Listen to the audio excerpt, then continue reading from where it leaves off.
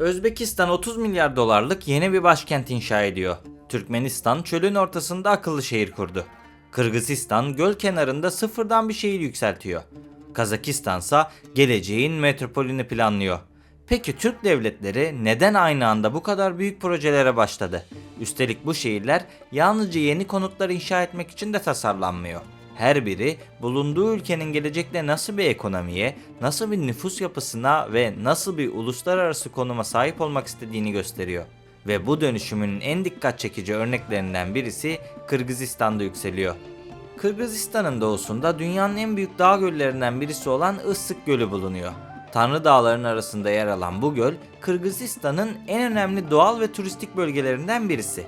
İşte Kırgızistan bu gölün kıyısında sıfırdan yeni bir şehir kurmak istiyor. Bu devasa projenin adı ise Asman. Asman, Kırgız Türkçesinde gökyüzü anlamına geliyor. Projenin çizimlerine yukarıdan bakıldığında şehrin Kırgızların geleneksel müzik aleti olan kumuza benzeyecek şekilde tasarlandığı görülüyor. Yaklaşık 4000 hektarlık alana kurulması planlanan şehir için ilk dönemlerde 500 bin kişilik nüfus hedefi açıklanmıştı. Daha sonraki açıklamalarda bu hedef 700 bin kişiye kadar yükseldi. Tahmin edilen toplam maliyeti ise yaklaşık 20 milyar dolar seviyesine kadar çıkıyor. Bu rakamın ne kadar büyük olduğunu anlamak için Kırgızistan'ın ekonomik durumuna bakmamız gerekir. Zira Kırgızistan nüfusu yaklaşık 7 milyon olan, denizi kıyısı bulunmayan ve ekonomisi bölgedeki Kazakistan ile Özbekistan'a kıyasla çok daha küçük olan bir ülke. Dolayısıyla 20 milyar dolarlık bir şehir projesi Kırgızistan için sıradan bir yatırım değil. Ülkenin ekonomik yapısını tamamen değiştirme girişimi. Asman'ın yalnızca konutlardan oluşması planlanmıyor. Şehrin turizm, finans, teknoloji, sağlık ve eğitim merkezi olması hedefleniyor. Yenilenebilir enerji, geniş yeşil alanlar ve çevre dostu binalar projenin temel vaatleri arasında yer alıyor. Kırgızistan yönetimine göre Asman, başkent Bişkek üzerindeki nüfus baskısını da azaltacak. Çünkü bugün ülkedeki iş imkanlarının ve devlet kurumlarının büyük bölümü Bişkek'e toplanmış durumda. Bu da başkentte düzensiz yapılaşmaya, trafik sorunlarına ve hava kirliliğine neden oluyor. Eğer Asman başarılı olursa ülkenin ekonomik ağırlığının büyük bir kısmını doğuya, Issık Gölü bölgesine taşıyacak. Böylece Kırgızistan yalnızca yeni bir şehir değil, ikinci bir ekonomik merkez kazanacak. Ayrıca Issık Gölü Çin'e ve Kazakistan'a yakın bir konumda bulunuyor. Fakat bu projenin önünde çok büyük soru işaretleri var. Birincisi elbette finansman. Kırgızistan'ın bu ölçekteki projeyi yalnızca kendi bütçesiyle finanse etmesi oldukça zor. Bu nedenle yabancı yatırımcılara, özel şirketlere ve uluslararası fonlara ihtiyaç duyuluyor. İkincisi ise çevre. Issık Gölü kapalı bir su havzası. Burada yüz binlerce kişinin yaşayacağı yeni bir şehir kurulması, su kullanımı, kanalizasyon, atık yönetimi ve doğal yaşam açısından ciddi riskler oluşturabilir. Bölgedeki bazı uzmanlar ve yerel halk projenin göl ekosistemi üzerindeki etkileri konusunda endişelerini dile getirdi. Üçüncü soruysa projenin gerçekten hayata geçirilip geçirilemeyeceği. Çünkü Asman uzun süre yalnızca maketlerden ve bilgisayar çizimlerinden oluşan bir proje gibi görünüyordu. Ancak 3 Kasım 2025'te şehir için resmi bir inşaat başlangıç töreni düzenlendi. Bu, projenin tamamen rafa kaldırılmadığını gösteren en önemli kanıt niteliğinde. Yine de temel atmakla 500 ya da 700 bin kişinin yaşayacağı şehir kurmak arasında çok büyük bir fark var. Ama eğer Asman tamamlanırsa Kırgızistan tarihinin en büyük projesi olacak. Başarısız olursa da Türkistan'daki en pahalı yarım kalmış projelerden birine dönüşebilir. Fakat Özbekistan şehir kurma yarışına çok daha farklı bir modelle katılıyor. Özbekler mevcut başkentleri Taşkent'in hemen yanına neredeyse sıfırdan yepyeni bir şehir inşa ediyor. Projenin adı Yeni Taşkent. Burada öncelikle önemli bir ayrımı yapmamız gerekiyor. Özbekistan başkentini resmi olarak başka bir yere taşımıyor. Ancak Yeni Taşkent projesinin büyüklüğü burayı sıradan bir uydu kent olmaktan çıkarıyor. Devlet kurumlarının, üniversitelerinin, hastanelerin, kültür merkezlerinin ve hatta yüz binlerce insanın taşınacağı tamamen yeni bir yönetim ve yaşam merkezi kuruluyor. Projenin ilk açıklanan aşamasında yaklaşık 6000 hektarlık alanda 1 milyon kişilik yaşam alanı oluşturulması planlanıyordu. Fakat sonraki planlarda proje alanı 20 bin hektarın üzerine çıkarıldı ve uzun vadeli nüfus hedefi 2 milyonun, hatta bazı resmi açıklamalarda 2,5 milyonun üzerine yükseldi. Yani bugün planlandığı biçimiyle Yeni Taşkent yalnızca Özbekistan'ın değil, Türkistan'ın en büyük şehir projelerinden birisi olabilir. Peki Özbekistan neden mevcut başkentinin yanına ikinci bir başkent kuruyor? Bunun en önemli nedeni elbette nüfus. Özbekistan'ın nüfusu hızla büyüyor ve 40 milyona yaklaşıyor. Ülke aynı zamanda Orta Asya'nın en kalabalık devleti. Bu büyümenin en ağır baskısını ise Taşkent taşıyor. Her yıl yüz binlerce insan eğitim, iş ve daha iyi yaşam şartları için başkente yöneliyor. Ancak mevcut Taşkent'in yolları, konut alanları, kanalizasyon sistemi ve kamu binaları bu büyümeyi sonsuza kadar kaldıramaz. Şehrin tarihi dokusunu yıkarak sürekli yeni binalar yapmak da mümkün değil. Özbekistan yönetimi bu nedenle mevcut başkenti kontrolsüz biçimde büyütmek yerine hemen yanında planlı bir şehir kurmayı tercih ediyor. Fakat projenin arkasında nüfus baskısından daha büyük bir hedef bulunuyor. Özbekistan yeni Taşkent'i ülkenin ekonomik dönüşümünün merkezi yapmak istiyor. Yeni şehirde bir uluslararası finans merkezi kurulması planlanıyor. Bu merkezde büyük yatırımcılar için vergi ve gümrük avantajları sağlanması, İngiliz ortak hukukuna dayalı özel bir sistem kurulması ve sermayenin serbest biçimde hareket edebilmesi hedefleniyor. Yani başka bir ifadeyle Özbekistan, yeni Taşkent'i yalnızca modern bir başkent uzantısı değil, Türkistan'ın finans merkezlerinden birine dönüştürmek istiyor. Bakanlıkların ve kamu kurumlarının bir bölümünün de yeni şehre taşınmaya başlaması bu projenin yalnızca kağıt üzerinde kalmadığını kanıtlıyor. 2025 yılında Ulaştırma, Çevre ve Yapılaşmadan sorumlu bazı bakanlıkların yeni Taşkent'e taşınacağı açıklandı. Şehirde geniş yeşil alanlar, elektrikli toplu taşıma sistemleri, yaya odaklı mahalleler ve enerji verimli binalar planlanıyor. Fakat burada asıl dikkat çekici olan şey şu: eski Taşkent büyük ölçüde Sovyet şehir planlamasının izlerini taşıyordu. Yeni Taşkent ise Özbekistan'ın artık Moskova'ya bağlı eski bir Sovyet Cumhuriyeti olmadığını, kendi ekonomik modelini ve kendi gelecek tasarımını oluşturduğunu gösterecek. Farklı bir videoda Özbekistan'ın yapmış olduğu bu akıllı şehri detaylıca anlattım. Dilerseniz o videoya gidip detaylıca izleyebilirsiniz. Çünkü şimdi Özbekistan'ın şehrini bırakarak biraz da Türkmenistan'ın yapmış olduğu benzer bir projeyi konuşmak istiyorum. Türkmenlerin başkenti Aşgabat'tan yaklaşık 30 kilometre uzaklıkta Köpekdağ dağlarının eteklerinde tamamen yeni bir şehir yükseliyor. Bu şehrin adı Arkadağ. Arkadağ kelimesi Türkmen Türkçesinde kabaca koruyucu ya da hami anlamına geliyor. Aynı zamanda Türkmenistan'daki eski Cumhurbaşkanı Gurbanguly Berdimuhamedov için kullanılan resmi ünvanlardan birisi. Dolayısıyla şehir yalnızca teknolojik bir proje değil, aynı zamanda Türkmenistan'ın yönetim anlayışını ve siyasi sembollerini yansıtan dev bir vitrin. Evet, bugüne kadar Türkmenistan'ı farklı şekillerde yorumlamıştık ama bugün yorumladığımız şey bir vizyon meselesi. Arkadağ'ın ilk aşaması 2023 yılında büyük törenle açıldı. Bu şehirde devlet binalarından tutun okullara, okullardan hastanelere, spor tesislerine, kültür merkezleri ve binlerce konut inşa edildi. Ancak Türkmenistan yönetimi Arkadağ'ı sıradan bir yeni şehir olarak tanımlamıyor. Burayı ülkenin ilk akıllı şehri olarak görüyor. Şehirde elektrikli otobüslerin, akıllı trafik sistemlerinin, dijital kamu hizmetlerinin ve enerji tasarruflu binaların kullanılması planlandı. Elbette binaların büyük bir bölümü beyaz ve açık renkli taşlarla kaplandı. Caddeler oldukça geniş tutuldu. Bunlar zaten Türkmenistan'ın kendi özelliklerinden, kimlik kazanmış özelliklerinden bazıları. Öte yandan yeni hastaneler, eğitim kurumları ve spor kompleksleri aynı planın içerisinde sıfırdan oluşturuldu.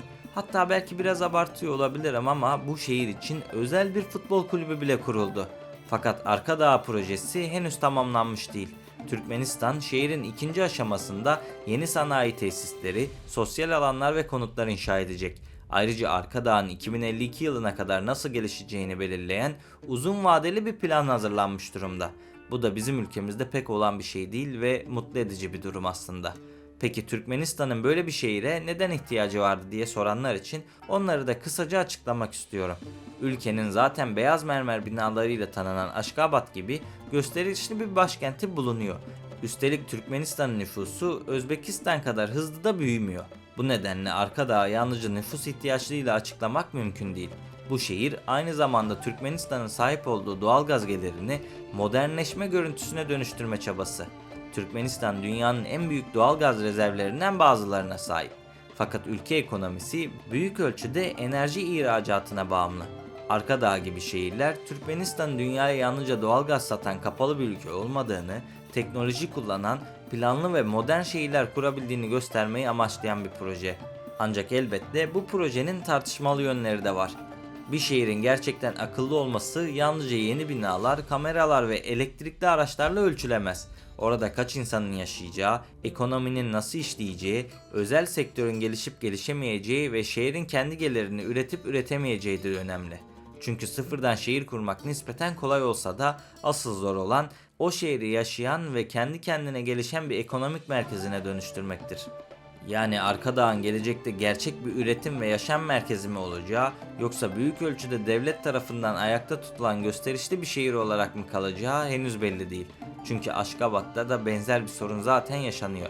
Ama biz son olarak Kazakistan'a da bakalım. Kazakistan'ın en büyük şehri ve ekonomik merkezi Almata'nın hemen dışında yepyeni bir metropol planlanıyor.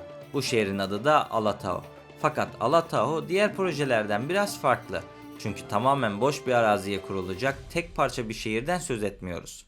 Kazakistan, Almaty ile Konayev şehri arasındaki geniş bölgeyi birleştirerek dev bir ekonomik koridor oluşturmak istiyor. Alatau'nun toplam planlanma alanı yaklaşık 88 bin hektar. Bu alan Yeni Taşkent, Arkadağ ve Asman projelerinin her birinden çok daha büyük. Şehrin 2050 yılına kadar yaklaşık 1,9 milyon, bazı tahminlere göre 2 milyonun üzerinde nüfusa ulaşması hedefleniyor. Öte yandan Alatau'nun konumu elbette tesadüfen seçilmiş bir yer değil. Şehir Almaty ile Konayev arasındaki ana oluşum güzergahında bulunuyor. Aynı zamanda Çin'i Kazakistan üzerinden Avrupa'ya bağlayan Batı Avrupa, Batı Çin ulaşım koridoruna da çok yakın. Bunun yanında Almatı Havalimanı, demiryolları ve Çin sınırına uzanan ticaret yollarıyla bağlantı kurabilecek bir noktada bulunuyor. Kazakistan yönetimi bu nedenle Alatau'yu yalnızca yeni bir yerleşim yeri değil, Türkistan ve Orta Asya'nın uluslararası ticaret merkezlerinden birisi olarak tasarlıyor. Planlanan bu şehir 4 büyük bölgeye ayrılmış durumda. Bunlardan biri ticaret ve lojistiğe, biri finans ve iş merkezlerine, biri eğlence ve turizme, diğeri ise teknoloji ve modern yaşam alanlarına odaklanacak. Projenin merkezinde uluslararası bir iş geliştirme bölgesi bulunması planlanıyor. Burada özel ekonomik kuralların uygulanması, yabancı yatırımcılara kolaylık sağlanması ve uluslararası şirketlerin bölgeye çekilmesi hedefleniyor. Yani basitçe şunu söyleyebilirim ki Kazakistan aslında Alatau'ya özel bir hukuki statü vermek için çalışmalar yürütüyor. 2026 yılında şehir yönetimi için şehrin özel statüsünü düzenleyen bir kanun hazırlanması bile gündeme geldi. Bu yönüyle Alatau, Dubai, Singapur ve Çin'in Shenzhen modeliyle rekabet etme girişimi olarak görülebilir. Çünkü bu şehirlerin başarısı yalnızca yüksek binalardan kaynaklanmadı. Özel ekonomik bölgeler, yabancı sermaye, kolaylaştırılmış yasalar ve uluslararası ticaret sayesinde büyüdüler. İşte Kazaklar da Alatau'da benzer bir çekim merkezi oluşturmak istiyorlar. Özellikle ülkenin bunu yapabilecek önemli avantajları da bulunuyor. Kazakistan, Orta Asya'nın en büyük ekonomilerinden birisi. Petrol, doğalgaz, uranyum ve kritik madenler bakımından son derece zengin. Çin ile doğrudan sınırı var. Rusya ile Avrupa arasında yer alıyor. Hazar Denizi üzerinden Azerbaycan ve Türkiye'ye uzanan orta koridorun en önemli ülkelerinden birisi. Kısaca Alatau başarılı olursa Kazakistan Çin ile Avrupa arasındaki ticaretten aldığı payı büyüyecektir. Almatı üzerindeki nüfus ve trafik baskısını azaltacaktır. Aynı zamanda ülkenin ekonomik merkezini daha geniş bir metropol alanına dönüştürecektir. Fakat Alatau'nun da önemli sorunları bulunuyor. Bugün bölgede halihazırda farklı yerleşimler ve altyapı eksiklikleri zaten bulunuyor. Milyonlarca insanın yaşayacağı yeni bir şehir kurmak için su, elektrik, ulaşım, okul ve hastane yatırımlarının aynı zamanda yapılması gerekiyor. Öte yandan Kazak basınında da projenin bugüne kadar beklenen hızda ilerlemediği ve sosyal altyapının hala yetersiz olduğu yönünde eleştiriler bulunuyor. Dolayısıyla Alatau'nun geleceği yalnızca çizilen gökdelenlere değil, devletin bu şehri gerçek bir ekonomik merkeze dönüştürebilmesine bağlı olacak. Evet, videonun tam da bu noktasında şöyle bir soru sormak istiyorum. Peki neden Türk devletleri hepsi bir anda mega şehirler kurmaya başladı? Yeni Taşkent, Arkadağ, Asman ve Alatau birbirinden oldukça farklı projeler. Özbekistan hızla büyüyen nüfusu ve kalabalıklaşan başkenti için yeni bir merkez oluşturuyor. Türkmenistan doğalgaz gelirleriyle teknolojik ve gösterişli bir model şehir kuruyor. Kırgızistan turizm üzerinden ekonomisini dönüştürmeye çalışıyor. Kazakistan ise Çin ile Avrupa arasındaki ticareti yönetecek uluslararası bir merkez planlıyor. Ancak bütün bu projelerin ortak bir nedeni var arkadaşlar. Türkistan değişiyor. Sovyetler Birliği döneminde bölgedeki şehirlerin büyük bölümü Moskova'nın ihtiyaçlarına göre tasarlanmıştı. Hangi şehirde hangi fabrikanın kurulacağına, demir yollarının nereden geçeceğine ve nüfusun hangi merkezlerde toplanacağına Sovyet yönetimi karar veriyordu. Bağımsızlık sonrasında bu ülkeler mevcut şehirleri kullanmaya devam etse de aradan 35 yıl geçti. Nüfus büyüdü, yeni ekonomik merkezler ortaya çıktı. Çin ile ticaret arttı, Türkiye ve Avrupa'ya uzanan orta koridor önem kazandı. Eski Sovyet şehirleri ise bu yeni dönemin ihtiyaçlarına artık cevap vermekte zorlanıyor. Bu nedenle Türk devletleri yalnızca yeni binalar yapmıyor. Sovyetler sonrasında ilk kez kendi geleceklerine uygun şehirler tasarlıyor. Bu projelerin bir diğer ortak yönü ise küresel ticaret yollarından geçiyor. Çin'den Avrupa'ya uzanan ticaretinin önemli bir bölümü gelecekte Türkistan bölgesinin daha da önem kazanmasını sağlayacak. Kazakistan, Özbekistan, Kırgızistan, Türkmenistan ve Azerbaycan bu ticaretin yalnızca geçtiği ülkeler olmak istemiyor. Lojistik, finans, teknoloji ve hizmet sektöründen daha fazla gelir elde etmek istiyorlar. Bu nedenle yeni şehirler önemli ulaşım koridorlarının, havalimanlarının ve ekonomik bölgelerinin yakınında kuruluyor. Fakat burada büyük bir risk bulunuyor. Çünkü dünyada sıfırdan planlanan her şehir başarılı olmadı. Bazıları milyonlarca insanın yaşadığı ekonomik merkezlere dönüştürüldü. Bazıları ise boş apartmanların ve geniş caddelerin bulunduğu hayalet şehirler olarak kaldı. Çünkü bir şehri maket üzerinde tasarlamak evet kolaydır.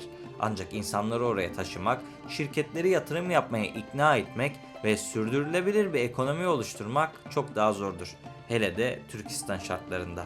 Gerçekleri konuşmak gerekirse yeni Taşkent'in arkasında hızlı büyüyen çok büyük bir nüfus var. Bu nedenle 4 proje arasında gerçek bir metropole dönüşme ihtimali en yüksek şehirlerden birisi olarak görülüyor. Alatau güçlü Kazak ekonomisine ve son derece stratejik bir konuma sahip. Ancak devasa proje alanının altyapıyla doldurulması onlarca yıl sürebilir. Arkadağ büyük ölçüde devlet gücüyle kısa sürede kurulmuş durumda. Fakat şehrin kendi ekonomik hayatını üretip üretemeyeceği belirleyici olacak. Asmansa belki de en etkileyici fakat en riskli proje. Çünkü Kırgızistan'ın ekonomik gücüne kıyasla son derece büyük ve pahalı. Aynı zamanda dünyanın en hassas göl ekosistemlerinin birisinin kıyısında bulunuyor. Yani önümüzdeki yıllarda bu 4 şehir arasında gerçek bir yarış yaşanacak. Ancak sonuç ne olursa olsun artık kesin olan bir şey var. Türk dünyası yalnızca yollar, demir yolları ve enerji hatlarıyla değişmiyor. Aynı zamanda tamamen yeni şehirler kurarak kendi geleceğini yeniden tasarlıyor. Belki de bugün bilgisayar çizimlerinden ibaret gibi görünen bu şehirlerden birisi birkaç 10 yıl sonra Türkistan'ın Dubai'si olacak. Peki sizce bu 4 proje arasında hangisi gerçekten başarılı olabilir? Yeni Taşkent mi, Arkadağ mı, Asman mı yoksa Alatau mu? Fikirlerinizi yorumlarda belirtmeyi, videoyu beğenmeyi ve kanala abone değilseniz abone olmayı unutmayın.